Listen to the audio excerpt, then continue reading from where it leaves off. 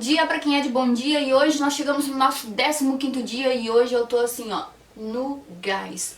E pra começar eu vou trazer uma música aqui pra vocês que eu quero que vocês prestem muita atenção, que traz um pouquinho aí do seu arquétipo feminino, do seu arquétipo de mulher selvagem. Vamos lá? Vamos ouvir assim essa dualidade feminina que é captada aí por essa música e essa voz é maravilhosa. Então presta atenção aí, hein?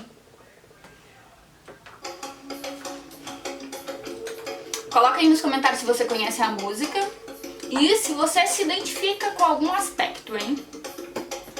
Um dia quero mudar tudo, no outro eu morro de rir. Um dia tô cheia de vida, no outro não sei onde ir. Um dia escapo pro corpo, no outro não sei se eu vou me livrar. Um dia esqueço de tudo, no outro não posso deixar de lembrar. Um dia você me maltrata, no outro me faz muito bem. Um dia eu digo a verdade, no outro não engano ninguém. Um dia parece que tudo tem tudo pra ser o que eu sempre sonhei. No outro dá tudo errado e acabo perdendo o que já ganhei.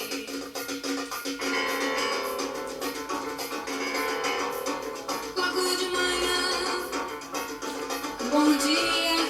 Logo de manhã, bom dia.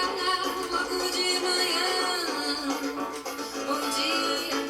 Logo de manhã, bom dia. Um dia eu sou diferente, no outro eu sou bem comportada. Um dia eu tô afetada, no outro eu acordo cansada. Um dia te beijo gostoso, no outro nem vi que quero respirar.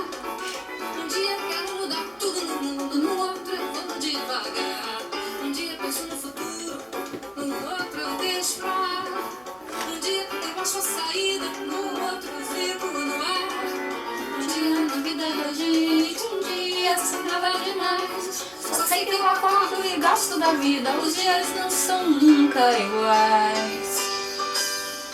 Logo de manhã, Bom dia, logo de manhã, bom dia, logo de manhã, bom dia.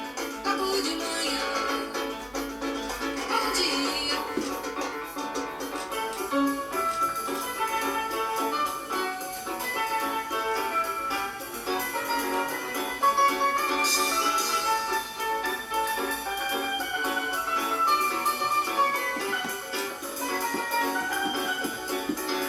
Um dia penso no futuro, no outro eu deixo pra lá.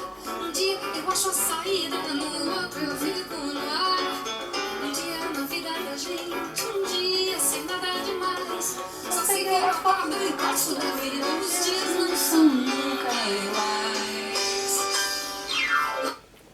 Gente, chega, né? Porque a empolgação aqui tá demais. Eu vou usar toda essa empolgação pra gente ler o livro hoje. Mas e aí? Vocês acharam que de alguma forma traz aí uma dimensão da sua mulher selvagem ou da mulher que está aí em você? Bom, vamos lá. Eu vou começar o capítulo 7, que é denominado O Corpo Jubiloso, a Carne Selvagem. O que significa esse corpo jubiloso, hein? É um corpo cheio de satisfação, é um corpo alegre, é um corpo em que você se reconhece. Porque muitas vezes a gente julga o nosso corpo, a gente maltrata o nosso corpo para entrar num padrão.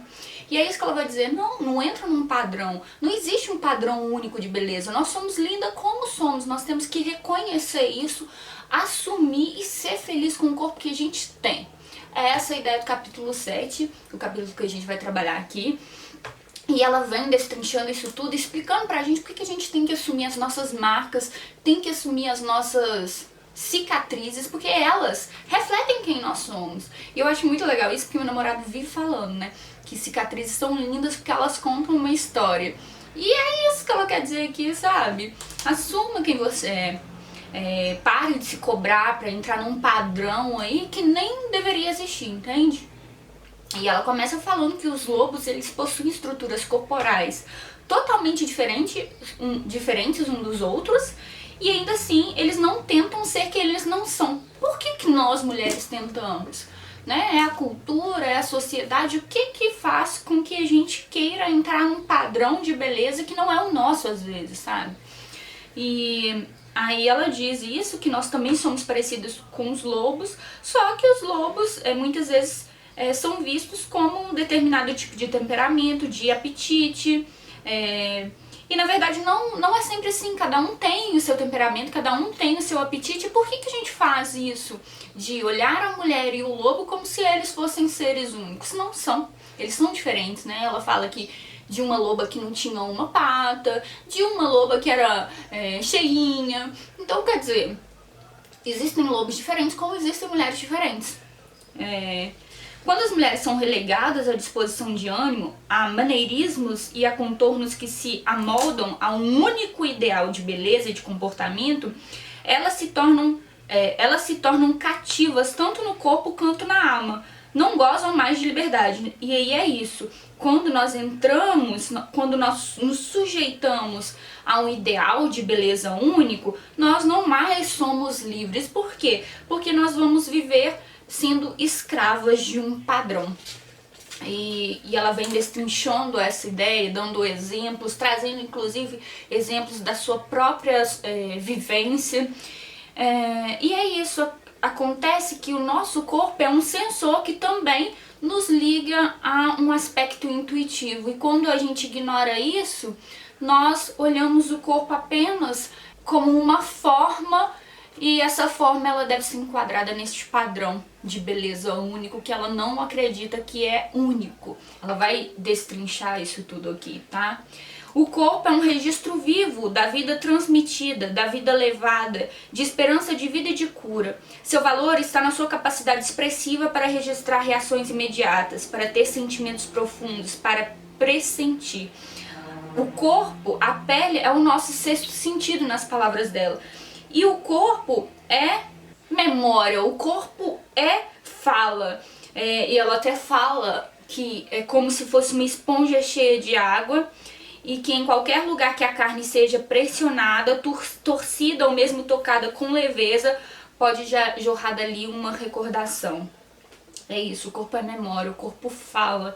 E aí ser considerada feia ou inaceitável porque nossa beleza está fora de moda atual fere profundamente a alegria natural que pertence à natureza selvagem, e nós vamos de alguma forma nos definhando por tentar entrar neste padrão. E é isso, assuma o seu corpo e seja alegre com ele, seja feliz com ele. As mulheres têm bons motivos para refutar modelos psicológicos e físicos que são danosos ao espírito e que rompem o relacionamento com a alma selvagem. E ela já falou muito desses modelos psicológicos, e agora ela vai trazer no capítulo 7 o modelo físico que compromete a saúde da mulher selvagem, que compromete com que a mulher selvagem permaneça entre nós. Ela diz então que do ponto de vista do que é belo, para a cultura é esse padrão. Só que ela vai trazer um aspecto mais amplo dessa beleza, dessa forma, dessa função. E a ideia dela não é descartar o padrão, é só incluir todo o resto da beleza que existe também nas outras mulheres. Então é isso. Não é que o padrão também a gente tenha que repudiar. Muito pelo contrário, o padrão também tá ali no que é belo. A gente pensa num círculo, nós temos o padrão de beleza e todas as outras mulheres que a gente não considera belo, né? Então elas estão separadas. O que a Clarissa Pinkola quer fazer é, como um conjunto matemático, colocar esse padrão de beleza junto com as outras mulheres e demonstrar que isso tudo aqui é belo. Dá pra entender? Não sou muito boa em me expressar matematicamente, né? Mas a ideia é essa, um conjunto que a gente ignora, que são as outras mulheres que não se enquadram no padrão, ao padrão. Isso daqui é a beleza, isso daqui é o que a gente não considera belo. O que ela quer fazer é colocar esse padrão de beleza dentro do conjunto do que a gente não considera belo e nos fazer enxergar que isso tudo sim é belo. Enfim, vamos continuar aqui. Tá vendo? Hoje eu tô assim, empolgadíssima. Na página 231, então, ela entra no tópico a fala do corpo, mostrando que é isso, assim, o corpo fala, o corpo reflete o que nós somos. E os outros, e aí ela até coloca em letra maiúscula, eles vêm pra nos fazer sofrer. Por quê? Porque nós temos características próprias e os outros nos dizem que aquilo ali não é belo. E aí eu lembrei muito do Sartre, né? O inferno são os outros, porque se o outro não olha pra você e fala que aquilo é feio, você não sofreria, né? E ela fala da característica dela, né? Ela era uma mulher muito encorpada e baixinha. E aí as pessoas a criticavam por isso e falavam que ela era desprovida de autocontrole. E uma amiga dela, a Opalanga, a mulher era alta demais e tinha os dentinhos separados. E isso fazia com que as pessoas debochassem dela e dizia que esses dentes separados eram um sinal de que ela era mentirosa. E ela passou a vida inteira ouvindo isso e se culpando por ser alta demais, se culpando por não estar no padrão. Ela diz o seguinte: nós duas, depois de pensar nisso tudo, consideramos que a outra tem uma aparência misteriosa tão bela que como pode alguém pensar o contrário? E ela fica perplexa ao ouvir que já adulta, a amiga dela, né, a Opalanga, vai até a Gâmbia, na África Ocidental, que é onde encontra a sua linhagem, e pasmem, né? Quando ela vai na tribo, ela vê muitas pessoas altas demais, esbeltas, né, que ela diz aqui, e com os dentes separados. Explicaram que essa separação se chamava Sakaya Yalar, não sei dizer, não sei pronunciar isso, que quer dizer abertura de Deus, e era interpretada como um sinal de sabedoria. E aí ela também diz à amiga que ela foi no México e descobriu aí os seus ancestrais e os seus antepassados, pasmem, ela diz. Era uma tribo de mulheres gigantes, fortes, brincalhonas e imponentes no tamanho. Elas me haviam dado tapinhas e pequenos puxões, observando abertamente que não estava suficientemente gorda. Eu comia o suficiente? Será que eu não havia estado doente? Elas explicaram que eu deveria me esforçar, pois as mulheres são laqueira, redonda como a própria terra, pois a terra contém muito. E aí ela entende de onde vem, né, o seu corpo, o seu tamanho, e não mais ela fica se culpando por isso. Ela vê a beleza e ela entende a história que tem por detrás do seu corpo. E ela chega a afirmar, né, defender apenas um tipo de beleza é de certo modo não observar a natureza, porque a natureza é múltipla, nós somos múltiplos, certo?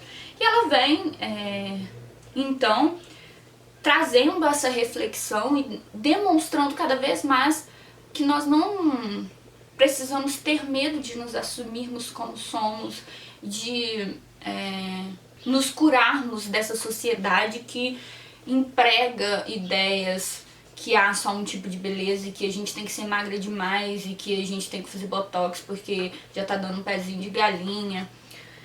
Ela vem falar que nós temos que ter ânsia por nos aceitar, por deixar com que o nosso corpo demonstre a nossa idade, que o nosso corpo seja o que ele quer ser, porque isso é também ser feliz quando a gente entende que não precisamos adentrar em padrões, tá? Nós temos condições de interromper esse processo do seu próprio corpo de ser padronizado, sabe?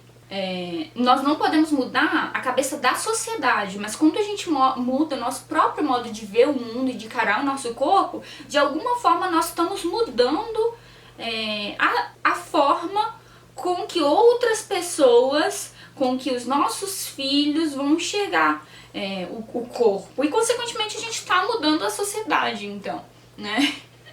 Essa aqui é a questão. Ela diz: ela pode, no entanto, mudar sua própria atitude para consigo mesma, fazendo com que projeções desvalorizadas simplesmente ricocheteiem. Isso ela consegue ao resgatar seu corpo, ao não renunciar à alegria do seu corpo natural, ao não comprar a ilusão popular de que a felicidade só é concebida àqueles de uma certa figuração ou idade, ou não esperar nem se abster de nada, e ao reassumir sua vida verdadeira a plenos pulmões. Ela consegue interromper esse processo dessa forma, tá? Essa dinâmica desse amor próprio e da aceitação de si mesma são o que dá início à mudança de atitude na cultura, né? Eu achei muito interessante isso, porque quando as mulheres estão fazendo hoje cirurgias plásticas para adentrar um padrão. Nós vimos um caso que chocou o Brasil esses tempos atrás, de uma menina muito nova, muito magra, que foi fazer uma cirurgia estética para ficar mais magra ainda, né? E ela veio a falecer. Isso assustou a todos. Por quê? Por que ela foi fazer isso? Em que padrão que ela queria estar, né?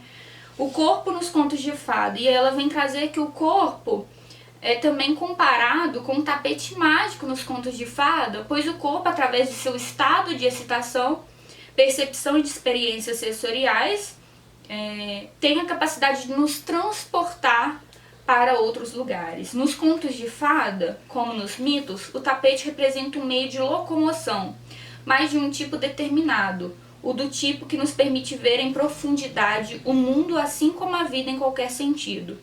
O corpo é um foguete, olha que interessante, uma série de trevos atômicos, um emaranhado de cordões umbilicais neurológicos que nos ligam a outros mundos e outras experiências. Respeitar o nosso corpo é importantíssimo, tá? E aí ela conta que houve uma história de um sultão que buscava pelo tesouro dos tesouros e chamou 3 irmãos para que eles buscassem por esse tesouro dos tesouros. Aquele que trouxesse ganharia o seu reino. E aí um dos irmãos traz uma varinha de condão de marfim, com o qual se pode examinar o que se desejar. Outro irmão traz uma maçã, cujo perfume tem o poder de curar qualquer enfermidade. E o terceiro irmão traz um tapete mágico que é capaz de transportar uma pessoa para qualquer lugar, bastando que ela pense nesse lugar. E aí o sultão pergunta qual que é o melhor presente, cada um vai defender o seu, só que ele fala, não há nenhum melhor do que o outro, tá certo? Por quê? Porque todos eles têm um valor.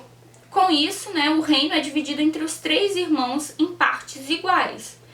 E aí, essa história permite nos lembrar da verdadeira animação do corpo, tá?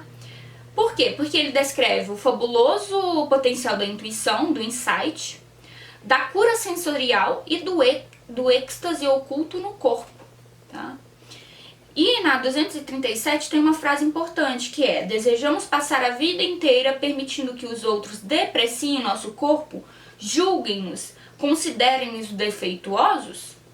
Será que temos força suficiente para renegar o pensamento geral e prestar atenção com profundidade e sinceridade ao nosso corpo como um ente poderoso e sagrado? Essas 2 questões aí é importantíssima e gostaria que vocês parassem para pensar um pouquinho sobre ela, tá? E novamente ela diz que ele é o lançador de foguete, o corpo, né? Na sua cápsula, a alma espia lá fora a misteriosa noite estrelada e se deslumbra. E a questão é, respeite o seu corpo. E na página 238, ela traz o tópico o poder das ancas. Que uma mulher, ela tem um poder dentro do seu corpo, quando ele é animado de dentro para fora. E ela dá até um exemplo de uma mulher de 35 anos que elas estão num evento para mulheres e à noite essa mulher tira a sua roupa e começa a dançar. E ela olha para essa mulher e vê essa mulher com o ventre todo estriado de dar à luz, né? E ela vê que o seio também dessa mulher tá murcho. E de início ela pensa, nossa, que dó dessa mulher, mas aí depois ela percebe a força que essa mulher tem e que na verdade ela entende que o seu corpo é aquele, porque olha o processo, ela é uma mãe, então ela tem que ter estria mesmo, ela tem que ter talvez os seios mais murchinhos, porque ela deu à luz a uma vida, gente. E aí ela entende que um dos primeiros preconceitos dela cai por terra e ela começa a compreender o corpo com outro olhar. Enfim, ela vem dando outros exemplos e aí chega na mulher borboleta, que muitas pessoas vão visitar um canyon lá nos Estados Unidos pra ver a tal da mulher borboleta, e eles ficam esperando uma mulher jovem, linda, maravilhosa aparecer e dançar pra eles. E esperam aí por horas, tá? Só que na hora aparece uma mulher grande, velha, soltando nas pontas dos pés, e as pessoas da tribo ficam admiradas, mas as pessoas que foram visitar, né, os turistas, eles ficam meio que assim, que isso? Que mulher estranha, mulher velha desse jeito, dançando dessa forma. E ela fala: ela solta num pé só e depois de outro, ela abana seu leque de penas por toda a parte. Ela é a borboleta que chegou para dar força aos fracos. Ela é o que a maioria considera não ser forte. A velhice, a borboleta, o feminino. E ela usa aquelas asas de borboleta de criança. E, enfim, a Clarice ela vem trazer e vem refletir a força que essa mulher tem. Mesmo sendo velha, mesmo sendo gorda, essa mulher é forte, essa mulher é bela. Tá, sabe? Por mais que a gente critique, por mais que a gente acredite que não, essa mulher é bela, tá? E aí é isso, o seu corpo tem poder. E aí pode ser o poder da borboleta. O corpo é um planeta, ele é uma terra por si só. A mulher mais selvagem não será facilmente influenciada por tentativas de urbanização. Interessante isso, né? Modificar é urbanizar. Para ela, as questões não são de forma, mas de sensação. O seio, em todo o seu formato, tem a função de sentir e de amamentar. Ele amamenta? Ele é sensível? Então, ele é um seio bom. Já os quadris são largos por um motivo. Dentre eles, há um berço de marfim acetinado para a nova vida. Os quadris da mulher são estabilizadores para o corpo acima e abaixo deles. Eles são portais, são uma almofada opulenta, suportes para as mãos do amor, lugar para as crianças se esconderem. As pernas foram feitas para nos levar, às vezes para nos empurrar. Elas são as roldanas que nos ajudam a subir. São o anilo, o anel que abraça o amado. Elas não podem ser criticadas por serem muito isso ou muito aquilo. Elas simplesmente são. No corpo não existe nada que devesse ser de algum jeito. A questão não está no tamanho, no formato ou na idade, nem mesmo no fato de ter tudo aos pares, pois algumas pessoas não têm. A questão selvagem está em saber se esse corpo sente, se ele tem um vínculo adequado com o prazer, com o coração, com a alma, com o mundo selvagem. Ele tem alegria, felicidade? Ele consegue, ao seu modo, se movimentar, dançar, gingar, balançar, investir?